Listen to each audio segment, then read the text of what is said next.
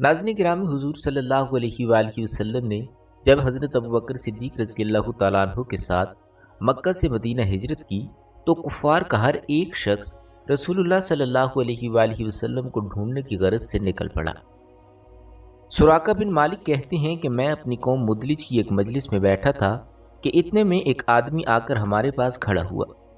اس نے کہا کہ اے سراقہ، میں نے ابھی ساحل کے پاس چند افراد دیکھے ہیں، میرا خیال ہے کہ یہ محمد صلی اللہ علیہ وآلہ وسلم اور ان کے ساتھی ہیں۔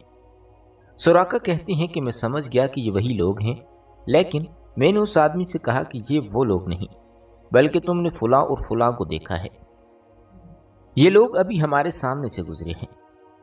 سراقہ بن مالک کہتے ہیں کہ پھر میں مجلس میں کچھ دیر تک ٹھہرا رہا، اس کے بعد اٹھ کر اندر گیا اور اپنی لونڈی کو حکم دیا کہ وہ میرا گھوڑا نکالے اور ٹیلے کے پیچھے روک کر میرا انتظار کرے۔ میں نے اپنا نیزہ لیا اور گھر کے پچھلے حصے سے باہر نکل گیا۔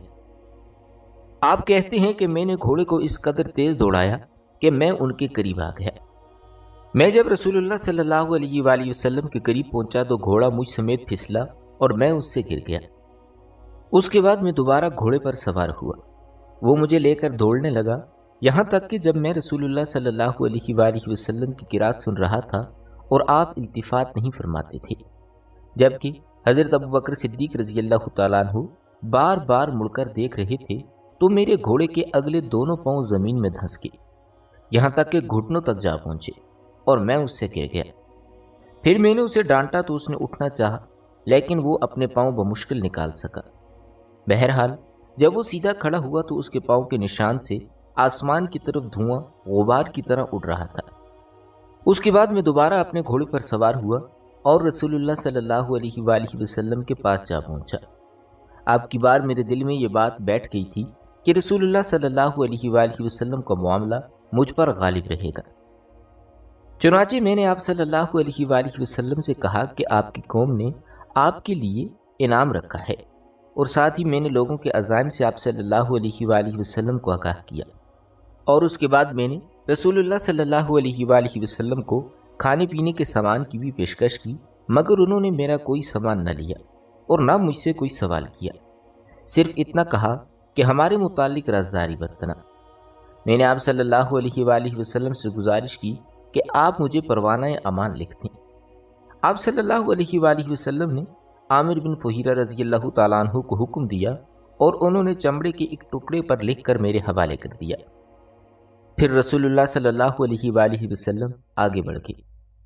اس واقعے سے متعلق خود حضرت ابوبکر صدیق رضی اللہ تعالیٰ عنہ کی بھی ایک روایت ہے۔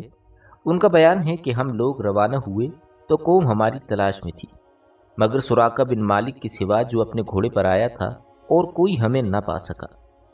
میں نے کہا کہ اے اللہ کے رسول، یہ پیچھا کرنے والا ہمیں پکڑنا چاہتا ہے۔ آپ صلی اللہ علیہ وآلہ وسلم نے ارشاد فرمایا، لا تحزن ان اللہ معنا، غم نہ کرو، اللہ ہمارے ساتھ ہے۔ بہرحال جب حضرت سراقہ بن مالک واپس ہوئے تو دیکھا کہ لوگ تلاش میں سرگرداں ہیں۔ آپ نے ان لوگوں سے کہا کہ میں اس راستے کی کھوج اور خبر لے چکا ہوں، یہاں تمہارا کوئی کام نہیں۔ اس طرح سراقہ بن مالک نے ان لوگوں کو اس راستے سے واپس کر دیا۔ ناظرین گرامی، اسی راستے میں رسول اللہ صلی اللہ علیہ وآلہ وسلم کو حضرت بریدہ اسلمی ملے۔ یہ اپنی قوم کے سردار تھے اور قریش نے جس زبردست انعام کا اعلان کر رکھا تھا، اسی کی لالچ میں رسول اللہ صلی اللہ علیہ وآلہ وسلم اور حضرت ابوبکر صدیق رضی اللہ تعالیٰ عنہ کی تلاش میں نکلے تھے۔ لیکن جب رسول اللہ صلی اللہ علیہ وآلہ وسلم سے سامنا ہوا اور بات چیت ہوئی تو نقد دل دے بیٹھے اور اپنی قوم کے 70 آدمیوں سمیت وہیں مسلمان ہو گئے۔ پھر اپنی پگڑی اتار کر نیزے سے باندھ دی، جس کا سفید ترا لہراتا اور بشارت سناتا تھا کہ امن کا بادشاہ، صلح کا حامی، دنیا کو عدالت و انصاف سے بھرپور کرنے والا تشریف لا رہا ہے۔ اسی راستے میں رسول اللہ صلی اللہ علیہ وآلہ وسلم کو حضرت زبیر بن العوام رضی اللہ تعالیٰ عنہ بھی ملے۔ یہ مسلمانوں کے ایک تجارت پیشہ گروہ کے ساتھ ملک شام سے واپس آ رہے تھے۔ حضرت زبیر رضی اللہ تعالیٰ عنہ نے رسول اللہ صلی اللہ علیہ وآلہ وسلم اور حضرت ابوبکر صدیق رضی اللہ تعالیٰ عنہ کو سفید پارچہ جات پیش کیے۔ ناظرین، رسول اللہ صلی اللہ علیہ وآلہ وسلم کا سفر چلتا رہا اور 2 شنبہ 8 ربیع الاول سن 14 نبوت یعنی 1 ہجری کو رسول اللہ صلی اللہ علیہ وآلہ وسلم قباء میں وارد ہوئے۔ حضرت عروہ بن زبیر رضی اللہ تعالیٰ عنہ کا بیان ہے کہ مسلمانان مدینہ نے مکہ سے رسول اللہ صلی اللہ علیہ وآلہ وسلم کی روانگی کی خبر سن لی تھی، اسی لیے روزانہ صبح ہی صبح ہرہ کی طرف نکل جاتے اور آپ صلی اللہ علیہ وآلہ وسلم کی راہ تکتے رہتے۔ جب دوپہر کو سخت دھوپ ہو جاتی تو واپس چلے آتے۔ ایک روز طویل انتظار کے بعد لوگ اپنے اپنے گھروں کو پہنچ چکے تھے کہ ایک یہودی کسی ٹیلے پر کچھ دیکھنے کے لیے چڑھا۔ کیا دیکھتا ہے کہ رسول اللہ صلی اللہ علیہ وآلہ وسلم اور آپ کے رفقا سفید کپڑوں میں ملبوس ہیں، جن سے چاندنی چھٹک رہی تھی، تشریف لا رہے ہیں۔ اس نے بخود ہو کر نہایت بلند آواز سے کہا کہ اے عرب کے لوگوں، یہ رہا تمہارا نصیب جس کا تم انتظار کر رہے تھے۔ یہ سنتے ہی مسلمان ہتھیاروں کی طرف دوڑ پڑے اور ہتھیاروں سے سج دھج کر استقبال کے لیے امٹ پڑے۔ ابن قیم کہتے ہیں کہ اس کے ساتھ ہی بنی عمر بن اوف یعنی ساکنان قباء میں شور بلند ہوا اور تکبیر سنی گئی۔ مسلمان آپ صلی اللہ علیہ وآلہ وسلم کی آمد کی خوشی میں نعرہ تکبیر بلند کرتے ہوئے استقبال کے لیے نکل پڑے۔ پھر آپ صلی اللہ علیہ وآلہ وسلم سے مل کر تحیہ نبوت پیش کیا اور گرد و پیش پروانوں کی طرح جمع ہو گئے۔ اس وقت آپ صلی اللہ علیہ وآلہ وسلم پر سکینت چھائی ہوئی تھی اور یہ وحی نازل ہو رہی تھی، اللہ آپ کا مولا ہے، اور جبرائیل اور صالح مومنین بھی اور اس کے بعد فرشتے بھی آپ کے مددگار ہیں۔ حضرت عروہ بن زبیر رضی اللہ تعالیٰ عنہ کا بیان ہے کہ لوگوں سے ملنے کے بعد آپ ان کے ساتھ دانی جانب مڑے اور بنی عمر بن اوف میں تشریف لائے۔ یہ 2 شنبہ کا دن اور ربیع الاول کا مہینہ تھا۔ حضرت ابوبکر صدیق رضی اللہ تعالیٰ عنہ آنے والوں کے استقبال کے لیے کھڑے تھے اور رسول اللہ صلی اللہ علیہ وآلہ وسلم چپ چاپ بیٹھے تھے۔ انصار کے جو لوگ آتے جنہوں نے رسول اللہ صلی اللہ علیہ وآلہ وسلم کو دیکھا نہ تھا، وہ سیدھے حضرت ابوبکر صدیق رضی اللہ تعالیٰ عنہ کو سلام کرتے، یہاں تک کہ آپ صلی اللہ علیہ وآلہ وسلم پر دھوپ آ گئی اور حضرت ابوبکر صدیق رضی اللہ تعالیٰ عنہ نے چادر تان کر آپ پر سایہ کیا۔ تب لوگوں نے پہچانا کہ رسول اللہ صلی اللہ علیہ وآلہ وسلم تو یہ ہیں۔ آپ صلی اللہ علیہ وآلہ وسلم کے استقبال اور دیدار کے لیے سارا مدینہ امٹ پڑا۔ یہ ایک تاریخی دن تھا جس کی نظیر سرزمین مدینہ نے کبھی نہ دیکھی تھی۔ آج یہود نے بھی ظہور نبی کی اس بشارت کا مطلب دیکھ لیا تھا کہ اللہ جنوب سے اور وہ جو قدوس ہے کوہ فران سے آیا۔ رسول اللہ صلی اللہ علیہ وآلہ وسلم نے قباء میں کلثوم بن ہدم اور کہا جاتا ہے کہ سعد بن حزیمہ کے مکان میں قیام فرمایا۔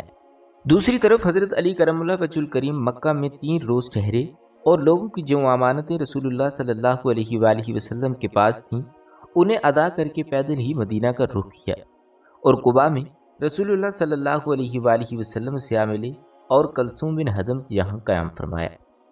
رسول اللہ صلی اللہ علیہ وآلہ وسلم نے قباء میں کل 4 دن 2 شنبہ یعنی منگل، بدھ اور جمعرات یا بعض روایتوں کے مطابق 10 سے زیادہ دن قیام فرمایا اور اسی دوران مسجد قباء کی بنیاد رکھی اور اس میں نماز پڑھی۔ یہ آپ صلی اللہ علیہ وآلہ وسلم کی نبوت کے بعد پہلی مسجد ہے جس کی بنیاد تقوی پر رکھی گئی۔ 5ویں دن یا 12ویں دن یا 26ویں دن جمعہ کو آپ صلی اللہ علیہ وآلہ وسلم حکم الہی کے مطابق سوار ہوئے۔ حضرت ابوبکر صدیق رضی اللہ تعالیٰ عنہ آپ صلی اللہ علیہ وآلہ وسلم کے ردیف تھے۔ آپ نے بنو نجار کو، جو آپ صلی اللہ علیہ وآلہ وسلم کے ماموں کا قبیلہ تھا، اطلاع بھیج دی تھی۔ چنانچہ وہ لوگ تلواریں لیے حاضر ہوئے۔ آپ صلی اللہ علیہ وآلہ وسلم نے ان کی میت میں مدینہ کا رخ کیا۔ بنو سالم بن اوف کی آبادی میں پہنچے تو جمعے کا وقت آ گیا۔ آپ صلی اللہ علیہ وآلہ وسلم نے بطن وادی میں اس مقام پر جمعہ پڑھا جہاں اب مسجد ہے۔ وہاں کل 100 آدمی موجود تھے۔ جمعہ کے بعد رسول اللہ صلی اللہ علیہ وآلہ وسلم مدینہ تشریف لے گئے اور اسی دن سے اس شہر کا نام یثرب کے بجائے مدینۃ الرسول یعنی شہر رسول صلی اللہ علیہ وآلہ وسلم پڑ گیا، جسے مختصراً مدینہ کہا جاتا ہے۔ یہ نہایت تابناک تاریخی دن تھا۔ گلی کوچے تقدیس و تمہید کے کلمات سے گونج رہے تھے اور انصار کی بچیاں خوشی و مسرت سے ان اشعار کے نغمے بکھیر رہی تھیں۔ اشرق البدر علینا من ثنیات الوداع وجب الشکر علینا ما دعا للہ الوداع ایھا المبعوث فینا جئت بالامر المطاع۔ ناظرین، انصار اگرچہ بڑے دولت مند نہ تھے، لیکن ہر ایک آدمی کی یہی آرزو تھی کہ رسول اللہ صلی اللہ علیہ وآلہ وسلم اس کے یہاں قیام فرمائیں۔ چنانچہ آپ صلی اللہ علیہ وآلہ وسلم انصار کے جس مکان یا محلے سے گزرتے تھے تو لوگ آپ کی اونٹنی کی نکیل پکڑ لیتے اور عرض کرتے کہ تعداد و سامان اور ہتھیار و حفاظت فرش راہ میں تشریف لائیے، مگر آپ صلی اللہ علیہ وآلہ وسلم فرماتے کہ اونٹنی کی راہ چھوڑ دو، یہ اللہ کی طرف سے مامور ہے۔ چنانچہ اونٹنی مسلسل چلتی رہی اور اس مقام پر پہنچ کر بیٹھ گئی جہاں آج مسجد نبوی ہے، لیکن آپ صلی اللہ علیہ وآلہ وسلم نیچے نہ اترے، یہاں تک کہ وہ اٹھ کر تھوڑی دور گئی، پھر مڑ کر دیکھنے کے بعد پلٹ آئی اور اپنی پہلی جگہ بیٹھ گئی۔ اس کے بعد آپ صلی اللہ علیہ وآلہ وسلم نیچے تشریف لائے۔ ناظرین، یہ آپ صلی اللہ علیہ وآلہ وسلم کے ننہال والوں یعنی بنو نجار کا محلہ تھا، اور یہ اونٹنی کے لیے محض توفیق الہی تھی، کیونکہ آپ صلی اللہ علیہ وآلہ وسلم ننیال میں قیام فرما کر ان کی عزت افزائی کرنا چاہتے تھے۔ اب بنو نجار کے لوگوں نے اپنے اپنے گھر جانے کے لیے رسول اللہ صلی اللہ علیہ وآلہ وسلم سے عرض معروض شروع کی، لیکن ابو ایوب انصاری رضی اللہ تعالیٰ عنہ نے لپک کر کجاوا اٹھا لیا اور اپنے گھر لے کر چلے گئے۔ اس پر رسول اللہ صلی اللہ علیہ وآلہ وسلم فرمانے لگے کہ آدمی اپنے کجاوے کے ساتھ ہے، یعنی میں ابو ایوب انصاری کے گھر ہی ٹھہروں گا۔ ادھر حضرت اسد بن زرارہ رضی اللہ تعالیٰ عنہ نے آ کر اونٹنی کی نکیل پکڑ لی، چنانچہ یہ اونٹنی انہی کے پاس رہی۔ صحیح بخاری میں حضرت انس رضی اللہ تعالیٰ عنہ سے مروی ہے کہ رسول اللہ صلی اللہ علیہ وآلہ وسلم نے ارشاد فرمایا کہ ہمارے کس آدمی کا گھر زیادہ قریب ہے؟ حضرت ابو ایوب انصاری رضی اللہ تعالیٰ عنہ نے کہا کہ میرا، اے اللہ کے رسول۔ آپ صلی اللہ علیہ وآلہ وسلم نے ارشاد فرمایا تو پھر جاؤ اور ہمارے لیے کیلولہ کی جگہ تیار کر دو۔ چند دن بعد آپ صلی اللہ علیہ وآلہ وسلم کی زوجہ محترمہ ام المومنین حضرت سودہ رضی اللہ تعالیٰ عنہ اور آپ کی دونوں صاحبزادیاں حضرت فاطمہ اور ام کلثوم اور حضرت اسامہ بن زید اور ام ایمن رضی اللہ تعالیٰ عنہما بھی آ گئیں۔ ان سب کو حضرت عبداللہ بن ابی بکر رضی اللہ تعالیٰ عنہ یعنی آل ابی بکر کے ساتھ، جن میں حضرت عائشہ بھی تھیں، لے کر آئے تھے۔ البتہ نبی اکرم صلی اللہ علیہ وآلہ وسلم کی ایک صاحبزادی حضرت زینب رضی اللہ تعالیٰ عنہ حضرت ابو العاص رضی اللہ تعالیٰ عنہ کے پاس باقی رہ گئی۔ انہوں نے ان کو روک دیا اور وہ جنگ بدر کے بعد تشریف لائیں۔ حضرت عائشہ صدیقہ رضی اللہ تعالیٰ عنہ کہتی ہیں کہ میں نے رسول اللہ صلی اللہ علیہ وآلہ وسلم کی خدمت میں حاضر ہو کر اس کی خبر دی کہ میرے والد اور حضرت بلال بیمار ہیں، تو آپ صلی اللہ علیہ وآلہ وسلم نے ارشاد فرمایا کہ اللہ ہمارے نزدیک مدینہ کو اس طرح محبوب کر دے جیسے مکہ محبوب تھا یا اس سے بھی زیادہ، اور مدینہ کی فضا کو صحت بخش بنا دے اور اس کے غلے میں برکت دے اور اس کا بخار منتقل کر دے۔ اللہ تعالیٰ نے آپ صلی اللہ علیہ وآلہ وسلم کی وہ دعا سن لی اور حالات بدل گئے، یہاں تک کہ حیات طیبہ کی ایک قسم اور اسلامی دعوت کا ایک اور دور یعنی مکی دور پورا ہوا۔ ناظرین، مکی دور کی طرح بھی مدنی عہد کو 3 مرحلوں پر تقسیم کیا جا سکتا ہے۔ پہلا مرحلہ جس میں فتنے اور اضطرابات برپا کیے گئے، اندر سے رکاوٹیں کھڑی کی گئیں اور باہر سے دشمنوں نے مدینہ کو صفحہ ہستی سے مٹانے کے لیے چڑھائیاں کی۔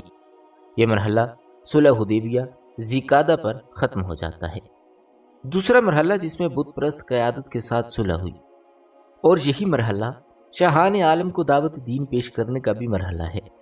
تیسرا مرحلہ جس میں خلقت اللہ کے دین میں فوج در فوج داخل ہوئی، یہی مرحلہ مدینہ میں قوموں اور قبیلوں کے وفود کی آمد کا بھی مرحلہ ہے، اور یہ مرحلہ رسول اللہ صلی اللہ علیہ وآلہ وسلم کی حیات مبارکہ کے اخیر یعنی ربیع الاول تک محیط ہے۔ ناظرین گرامی، ہجرت کا مطلب صرف یہی نہیں تھا کہ فتنے اور تمسخر کا نشانہ بننے سے نجات حاصل کر لی جائے، بلکہ اس میں یہ مفہوم بھی شامل تھا کہ ایک پرامن علاقے کے اندر ایک نئے معاشرے کی تشکیل میں تعاون کیا جائے۔ اسی لیے ہر صاحب استطاعت مسلمان پر فرض قرار پایا جاتا تھا کہ اس وطن جدید کی تعمیر میں حصہ لے اور اس کی پختگی، حفاظت اور رفعت شان میں اپنی کوشش صرف کرے۔ یہ بات تو قطعی طور پر معلوم ہے کہ رسول اللہ صلی اللہ علیہ وآلہ وسلم ہی اس معاشرے کی تشکیل کے امام، قائد اور رہنما تھے، اور کسی نزاع کے بغیر سارے معاملات کی باغ دوڑ آپ صلی اللہ علیہ وآلہ وسلم ہی کے ہاتھ میں تھی۔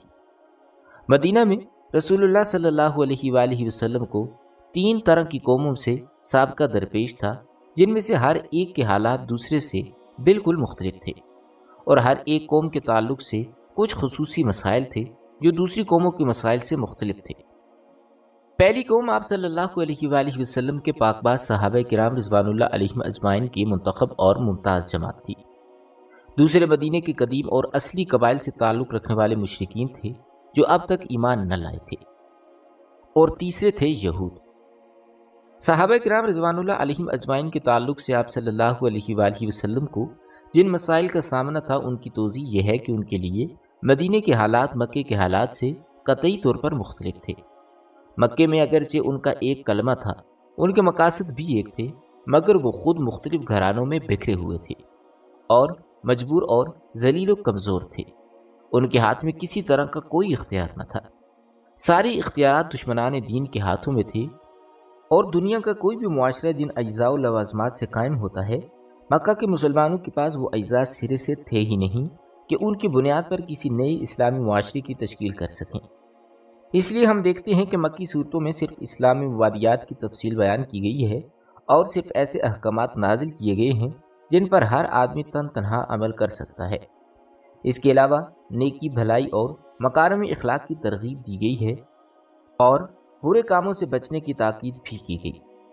اس کے برخلاف مدینے میں مسلمانوں کے زمام کار پہلے ہی دن سے خود ان کے اپنے ہاتھ میں تھے، ان پر کسی دوسرے کا تسلط نہ تھا۔ اسی لیے اب وقت آ گیا تھا کہ مسلمان تہذیب و عمرانیات، معاشیات و اقتصادیات، سیاست و حکومت اور صلح و جنگ کے مسائل کا سامنا کریں، اور ان کے لیے حلال و حرام اور عبادات و اخلاق وغیرہ مسائل زندگی کی بھرپور تنقید کی جائے۔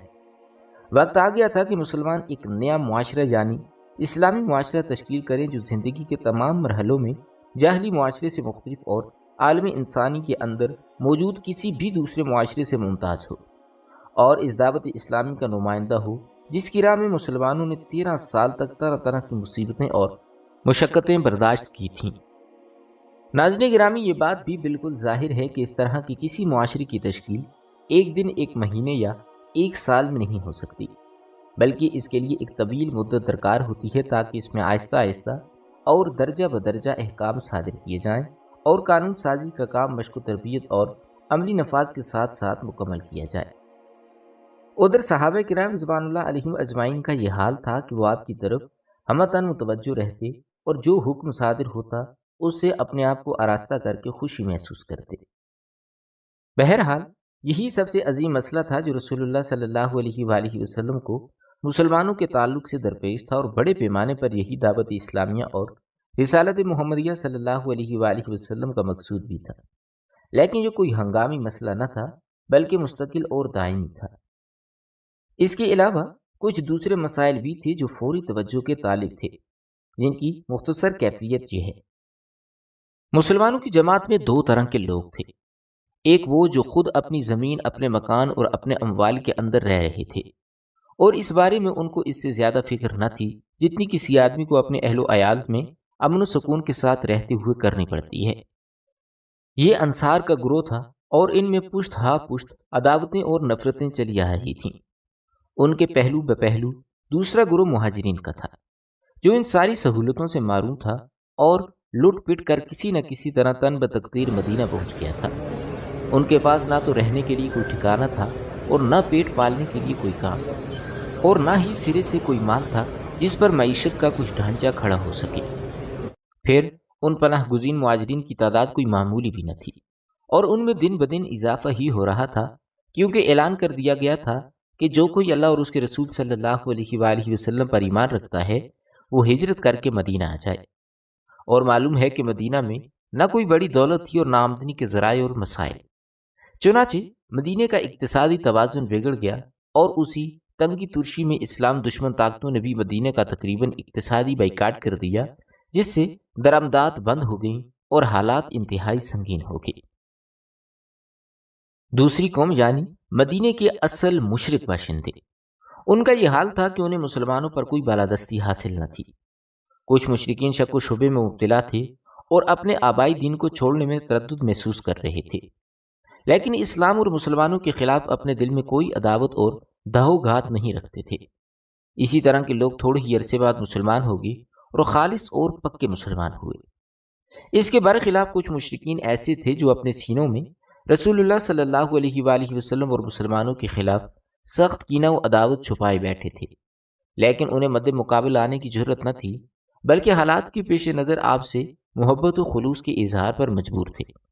ان میں سر فہرست عبداللہ بن ابی سلول تھا، اور یہی وہ شخص ہے جس کو جنگ بعاث کے بعد اپنا سربراہ بنانے پر اوس و خزرج نے اتفاق کر لیا تھا، حالانکہ اس سے قبل دونوں فریق کسی کی سربراہی پر متفق ہی نہ ہوئے تھے، لیکن اب اس کے لیے مونگوں کا تاج تیار کر دیا تھا تاکہ اس کے سر پر تاج شاہی رکھ کر اس کی باقاعدہ بادشاہت کا اعلان کر دیا جائے۔ یعنی یہ شخص مدینے کے بادشاہ ہونے ہی والا تھا کہ اچانک رسول اللہ صلی اللہ علیہ وآلہ وسلم کی آمد ہو گئی اور لوگوں کا رخ اس کے بجائے آپ صلی اللہ علیہ وآلہ وسلم کی طرف ہو گیا۔ اسی لیے اسے احساس تھا کہ آپ ہی نے اس کی بادشاہت چھینی ہے، لہٰذا وہ اپنے خانہ دل میں آپ کے خلاف سخت عداوت چھپائے بیٹھا تھا۔ اس کے باوجود جب اس نے جنگ بدر کے بعد دیکھا کہ حالات اس کے موافق نہیں اور وہ شرک پر قائم رہ کر اب دنیاوی فائدوں سے بھی محروم ہو رہا ہے، تو اس نے بظاہر اسلام قبول کر دیا، لیکن وہ اب بھی در پردہ کافر ہی تھا۔ اس لیے جب بھی اسے رسول اللہ صلی اللہ علیہ وآلہ وسلم اور مسلمانوں کے خلاف کسی شرارت کا موقع ملتا، وہ ہرگز نہ چوکتا۔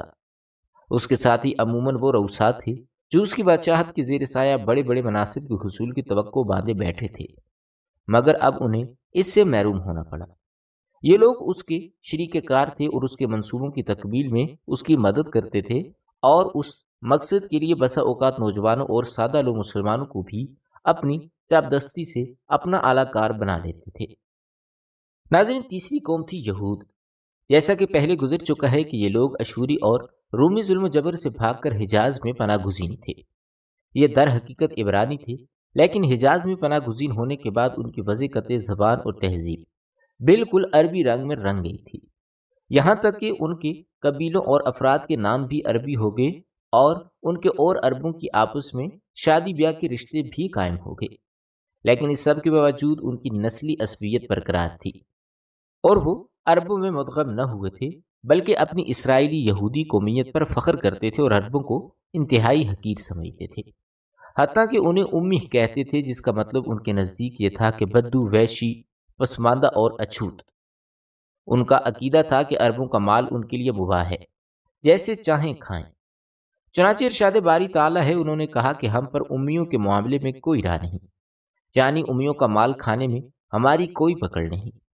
ان یہودیوں میں اپنے دین کی اشاعت کے لیے کوئی سرگرمی نہیں پائی جاتی تھی، لے دے کر ان کے پاس دین کی جو پونجی رہ گئی تھی وہ تھی فال گیری، جادو اور جھاڑ پھونک وغیرہ۔ انہی چیزوں کی بدولت وہ اپنے آپ کو صاحب علم و فضل اور روحانی قائد و پیشوا سمجھتے تھے۔ یہودیوں کو دولت کمانے کے فنون میں بڑی مہارت تھی۔ ناظرین گرامی، یہ تھی ہماری آج کی ویڈیو۔ امید کرتے ہیں کہ آپ کو ہماری یہ ویڈیو ضرور پسند آئی ہوگی۔